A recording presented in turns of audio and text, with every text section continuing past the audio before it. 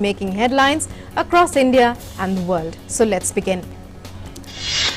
Prime Minister Narendra Modi addresses Jan Aushadhi Divas celebration through video conference.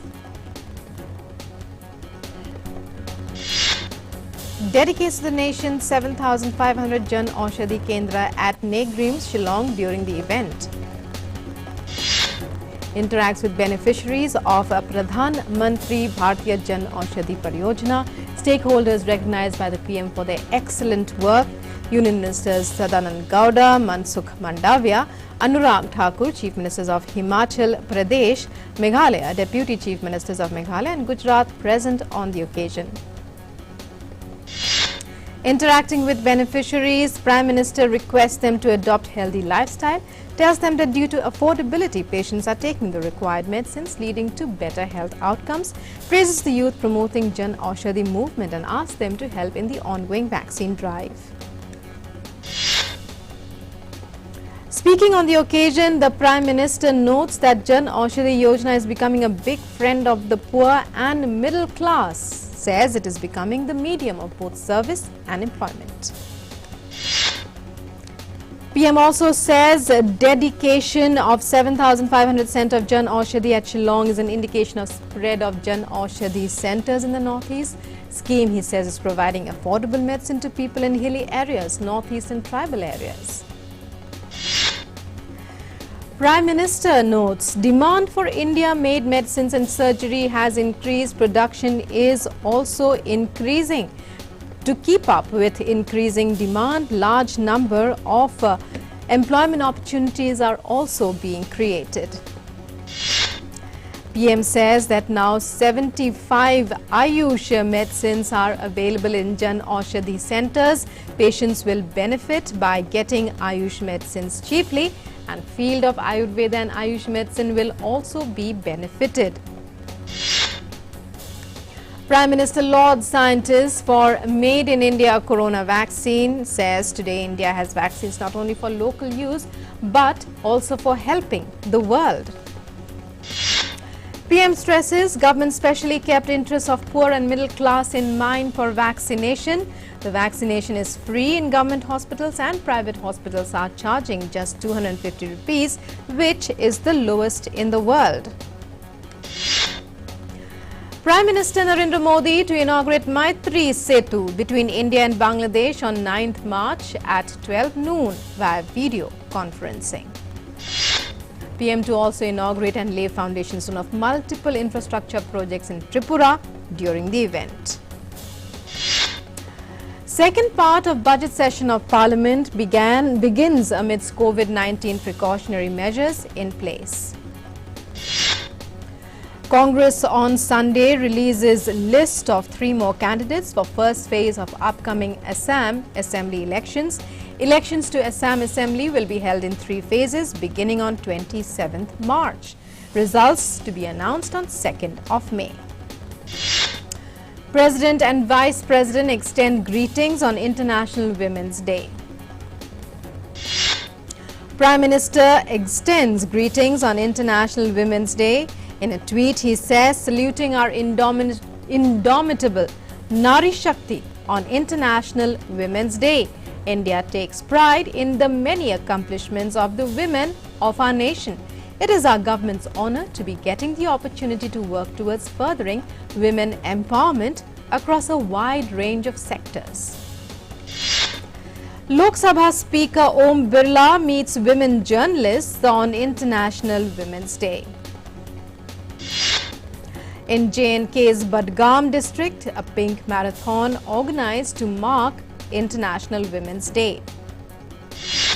Maharashtra, Kerala, Punjab, Karnataka, Gujarat and Tamil Nadu reporting surge in COVID daily new cases. Cumulatively, they account for 86.25% of new cases reported in the past 24 hours. 18,599 new cases registered in last 24 hours. Maharashtra has reported the highest daily new cases at 11,141, followed by Kerala with 2,100. Punjab reports 1,043 new cases. Centre regularly holding high-level review meetings with states and union territories showing a surge in new daily cases. Health Secretary also holding weekly review meetings as part of Centre's efforts to continuously engage with states and union territories reporting higher caseload of active cases and those showing rise in daily new COVID-19 cases. India's total active caseload reaches 1,88,747 today. India's present active caseload stands at 1.68% of the country's total positive cases. Cumulative tests conducted in the country have surpassed 22 crores. National cumulative positivity rate currently stands at 5.06%. 8 states and union territories have weekly positivity rate more than the national average of 2.29%. Maharashtra has the highest weekly positivity rate with 11.13%. More than 2.9 crore vaccine doses administered through 3,76,633 sessions as per provisional report till 7 a.m. today. 97 deaths reported in last 24 hours. 7 states account for 87.63% of new deaths. Maharashtra sees maximum casualties. Punjab follows with 17 daily deaths. Kerala reports 13 deaths in past 24 hours. 18 states and union territories have not reported any COVID deaths in the last 24 hours. India's First Lady Savita Kovind receives her first dose of COVID-19 vaccine at Army Research and Referral Hospital. Indian equity benchmarks end Monday's volatile session on a flat note. BSE gauge Sensex rallies over 270 points and NSE Nifty reclaims key 15,000 levels in early trade, tracking robust recovery in global shares. Gold retreats 11,500 rupees from August 2020 high of 56,200 rupees per 10 grams. On MCX, gold futures were 0.07% lower at 44,653 rupees per 10 grams. Meanwhile, prices of silver were up 800 rupees at 65,700 rupees per 1 kg. Indian rupee slumps 14 paise to 73.16 against the US dollar in opening trade on Monday as rising crude oil prices and strengthening of American currency in overseas market weighs on investor sentiment. Brent crude oil surges more than 2% on Monday. Barrel of the black gold jumped 2.11% to $70.82 a barrel, the highest since May 2019.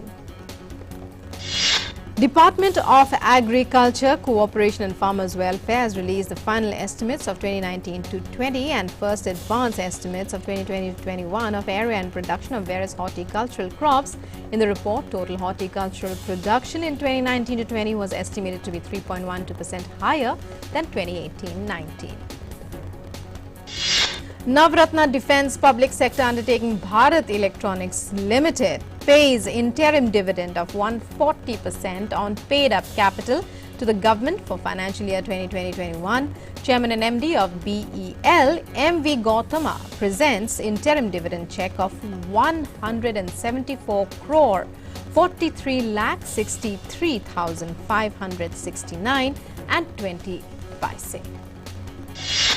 Third rendition of India's Sustainable Development Goals Index to be launched by Niti Aayog on 10th March 2021. First launched in December 2018, Index has become primary tool for monitoring progress on SDGs in the country. Shares of banks and automakers lift European shares on Monday as investors continue to move into economy-linked sectors on hopes of a solid economic rebound from the coronavirus downturn. Pan-European Stocks 600 index gained 0.4%, with banking sector rising 2% to hit a fresh one-year high. Futures tracking Nasdaq index sinks 2% on Monday as passage of $1.9 trillion COVID-19 relief package by the US Senate lifts bond yields. In international COVID updates, so far over 11 crore 74 lakh people have contracted COVID globally, while the tally of recoveries stand over 9 crore 29 lakhs. COVID-19 has claimed over 26 lakh lives worldwide. US continues to remain the worst affected, where more than 2 crore 96 lakh 96,000 cases of COVID-19 have been quoted. Country's fatalities have crossed 5 lakh 37,000. Protesters in Idaho in the US burn face masks in demonstration against coronavirus restrictions. Many gather in front of Idaho state capitol to show their contempt for lockdown orders. Britain's Queen Elizabeth II praises renewed sense of closeness the coronavirus pandemic has brought to communities around the world in a video message released on Sunday to mark the Commonwealth Day. She says innovative technology had allowed people to stay in touch. British Prime Minister Boris Johnson on Sunday says reopening of England's schools to all pupils from today will mark first step back towards freedom and is only possible because of vaccination rollout. Thousands across France flocked to vaccination centres on Sunday as government steps up inoculations against corona to ease load on hospitals and stave off further restrictions. Nearly 3.58 million of France's 67 million population have received a first jab compared to neighbouring Britain. Dubai Airport rolling out another edition from the realm of science fiction, an iris scanner that verifies one's identity and eliminates need for any human interaction when entering or leaving the country. It's the latest artificial intelligence program. The UAE has launched contactless technology amid surging COVID-19 cases in its bid to appreciate contactless immigration. An app aimed at tracing patients infected with COVID-19 or those who have come into contact with it was launched in Saudi Arabia. As the kingdom aims to curb the spread of the virus, citizens are required to use the app to gain access to public spaces such as malls and restaurants in the capital. Singapore expands coronavirus vaccination program to include more seniors and other key workers on Monday. Seniors between ages of 60 and 69 will soon be able to start registration process to get the vaccine. Vietnam launches COVID-19 vaccination program on Monday with healthcare workers first in the queue. Government plans free vaccinations with frontline workers, security forces, diplomats, teachers and people of 65 or older among the first to be inoculated. In other international news, United States President Joe Biden signs executive order aiming to make it easier for Americans to vote. Order directs U.S. federal agencies to consider ways to expand citizen opportunities to register to vote and to obtain information about and participate in the electoral process. Dozens gather in front of the Minnesota governor's mansion to demand accountability for police officers days before a former Minneapolis officer is scheduled to go on trial in the death of George Floyd. Many of the roughly 150 people who demonstrated in Minnesota were family members of others who died during police encounters. White House on Sunday urges computer network operators to take further steps to gauge whether their systems were targeted amid a hack of Microsoft Corporation's Outlook email program, saying a recent software patch still left serious vulnerabilities. While Microsoft released a patch last week to shore up flaws in its email software. Mexico dismantles migrant camp near U.S. border after easing of U.S. immigration policy. Saw many able to process their asylum claims in the United States. Camp has emptied out in recent days after hundreds of asylum seekers living there were finally allowed to cross the border to press their claim to stay in the U.S. Swiss voters on Sunday narrowly backed a ban on full face coverings in public. Official results showed that 51.21% of voters and a majority of federal Switzerland's cantons supported the proposal. Pope Francis met the father of Alan Kurdi, drowned Syrian Kurdish toddler who became a symbol of the plight of migrants. After holding his last public event on Sunday, Pope met Alan's father Abdullah in Erbil. KURDI thanked Francis for his closeness to the tragedy and to the pain of all the migrants. 3 Palestinian fishermen were killed on Sunday when their boat exploded off the Gaza Strip, a blast that a human rights activist group said was likely caused by errant Palestinian rocket fire. Israel's military denied any connection to the incident and said, "Our indications show that their deaths were caused by an explosion inside Gaza." Bolivia's leftist ruling party received an electoral setback on Sunday when exit polls showed it had lost the possibility of governing the most populated cities in the country. The centre-right won the mayoralties of La Paz, Santa Cruz, Cochabamba and El Alto, which account for about 70% of the Bolivian population. Hundreds of people joined a march in the northern town of Mandalay in Myanmar on Monday despite concerns of crackdown on protesters by security forces. Meanwhile, 2 protesters were killed by gunshot wounds in Yangon. Australia Foreign Affairs Minister Marise Payne says Australia has suspended its defence cooperation program with Myanmar. Payne said that Australia will also redirect immediate humanitarian needs to Rohingyas and other ethnic minorities. The world today marks International Women's Day, celebrated to acknowledge the economic, political, social and cultural achievements of women from all walks of life. Google celebrated with special video doodle that highlighted a series of firsts by women in world history. Honoring women, Mumbai's Chhatrapati Shivaji Maharaj terminus was lit up pink to commemorate International Women's Day. Alliance Air operated its inaugural flight to and from New Delhi and Bareilly with an all-women crew. Global study finds majority of global COVID-19 deaths have been in countries where many people are obese, with coronavirus fatality rates 10 times higher in nations where at least 50% of adults are overweight. Japanese supercomputer simulations show wearing 2 masks gives limited benefit in blocking viral spread compared with one properly fitted one. A study reveals that wearing 2 non-woven masks is not useful because air resistance builds up and causes leakage around the edges.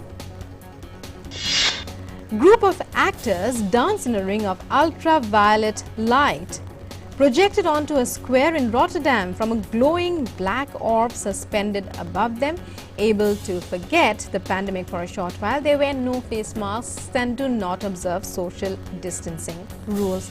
Dutch designer Daan Rosgaard's Urban Sun installing harnesses ultraviolet light to reduce the amount of coronavirus in the air. In Palestine, 65-year-old Taseer Abu Dan, who lives in the Khan Yunis refugee camp with 15 members of his family, is using his rooftop to grow produce, which he sells to support his family. And a mall in Bahrain has been letting food trucks and stalls feeling the financial pressure of the COVID pandemic use its car park for free in an effort to boost local businesses. Even in normal times, Dr. Meenakshi Maurya, a specialist at the Department of Anesthesia, is busy enough juggling between a demanding job at Delhi's Safdarjung Hospital and looking after her 2 autistic children at home. For weeks at the peak of the virus spread in India last year, Maurya says she was unable to meet her children.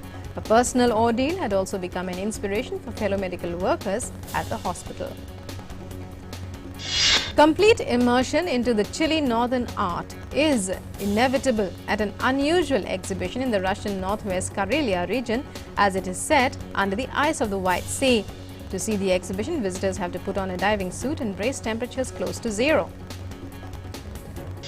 Walking around Tbilisi's market with a colorful floral tattoo decorating her bald head, 27-year-old Nano Mikhaudadze could not be missed. The Georgian banker lost her hair due to alopecia, an autoimmune disease. Last year, however, she decided to get her head covered with a floral tattoo. When Hussein Hamzeh saved his first stray dog 15 years ago, he knew he had found his passion and wanted to dedicate his life to the loyal pets. He has since been helping dogs around his house or asking friends to adopt them. Majestic sight of elephants roaming beneath Mount Kilimanjaro has long lured throngs of wildlife lovers to Amboseli National Park on Kenya's border with Tanzania. But with the electric fences installed with the aim to build nurseries with the intention of growing avocados, whose popularity is growing worldwide, the ability of elephants to move freely may be under threat. Hence, the dilemma is never ending. Nearly 30 amateur skateboarders gathered at a downtown gallery house in Cairo, showing off their jumps and flips and competing for up to 10,000 EGP in first prize money. Dubbed Mind the Gap, the event saw over 40 participants. The idea behind it, to promote skateboarding in the country. Scientists spot a planet orbiting a star relatively near our solar system that may offer a prime opportunity to study the atmosphere of a rocky Earth-like alien world, the type of research that could aid the hunt for extraterrestrial life. Researchers believe that the planet, called Gliese 486b and classified as a super-Earth, is not itself a promising candidate as a refuge for life. Minister of Youth Affairs and Sports Kiran Rijiju flags off 2-kilometer all-women Fit India Walkathon at Delhi's Jawaharlal Nehru Stadium to commemorate International Women's Day, organized by Fit India Movement in association with Nehru Yuva Kendra Sangathan. Union Cabinet Minister Smriti Irani addresses event for PE teachers on occasion of Women's Day. While addressing the event, Union Minister congratulates women and says that over the last 3 to 4 years, Khelo India has seen increase in number of female players. Tokyo-bound Bajrang Punia, back to world #1 in wrestling, pulls off 2-pointers in last 30 seconds of gold medal bout against Mongolia's Tulga Tumoroshir at Matteo Pellichon ranking series event. Vinesh Fogart, who won the gold medal in the 53 kg category, recently defending her title at the Matteo Pellichon ranking series event in Rome, becomes the world #1 after her Roman conquest.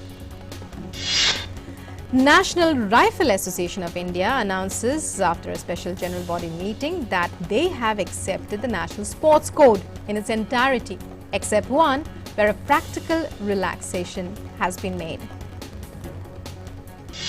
India's Ram Kumar Ramanathan qualifies for main draw of ATP Qatar Open in Doha with 6-3, 6-1 win over Slovakia's Norbert Gambos. Karnataka's opening batsman Devdutt Padikkal registers his 4th consecutive century in the ongoing Vijay Hazare Trophy. Fabian Allen hits 3 mighty sixes in 19th over to help West Indies to a series-clinching 3-wicket win over Sri Lanka in 30-20 international. On International Women's Day, International Cricket Council announces expansion of women's cricket events post-2023 cycle. Novak Djokovic surpasses Roger Federer's record of most weeks spent as world #1 in official ATP rankings. Djokovic starts his 311th week as #1 player in the men's rankings. Manchester City's 21-game winning run comes to an end as Manchester United record 2-0 victory in Manchester Derby. Steven Gerrard steers Rangers to first Scottish title in 10 years. Success is the first as a manager for former Liverpool and England captain Steven Gerrard, who took charge at Ibrox in 2018. Liverpool's capitulation as champions stooped to an unprecedented low as Fulham boosted their survival hopes with a 1-0 win at Anfield, with condemned Jurgen Klopp's side to a 6th successive home defeat. Gareth Bale and Harry Kane both scored twice to inspire Tottenham to 3rd consecutive Premier League win at the expense of Crystal Palace. Atletico Madrid squanders chance to inflict heavy blow on Real Madrid's La Liga title hopes as Karim Benzema's late equalizer earns the champions a 1-1 draw and keeps them in the race at the top. Eddie Murphy and Arsenio Hall reprise their roles in comedy sequel Coming to America, bringing along a star-studded list of actors. Universal Pictures delays global debut of Fast and Furious F9 by 1 month until June 25th. Berlin Film Festival wraps up on Friday. Prize winners at this year's online Berlinale include Bavarian director and screenwriter Maria Speth and Hungary's Denis Nagy. Golden Bear Award this year was Romanian director Radu Jude's Bad Luck Banging or Loony Porn. Pilar Palomero's coming-of-age drama The Girls wins 2021 Goya Award for Best Film, Spain's top film honor. Palomero was also awarded Goyas for Best New Director. Nomadland, a moving drama about van dwellers in recession-hit America, takes top award at Critics' Choice Awards on Sunday in a virtual ceremony. K-pop sensation BTS, whose catchy, upbeat songs have won legions of fans around the world, scoops 2020 Global Recording Artist of the Year award from IFPI. Meghan Markle accuses British royal family of racism and pushing her to brink of suicide. In an interview with Oprah Winfrey, Meghan says there were concerns about how dark her son Archie's skin would be before his birth. Mariah Carey's older brother sues singer over recent best-selling memoir, Meaning of Mariah Carey, accusing her of defamation and inflicting emotional distress. Toy maker Mattel unveils Barbie doll in likeness of British presenter Clara Amfo. 36-year-old DJ spoke about her own mental health when she made an on-air call to tackle racism after the death of Floyd. Well, that's all we have for you in this edition of Express News. We'll be back again tomorrow at the same time on DD India with more top 100 headlines from across India and the world. Till then, goodbye. Keep watching DD India. Namaskar.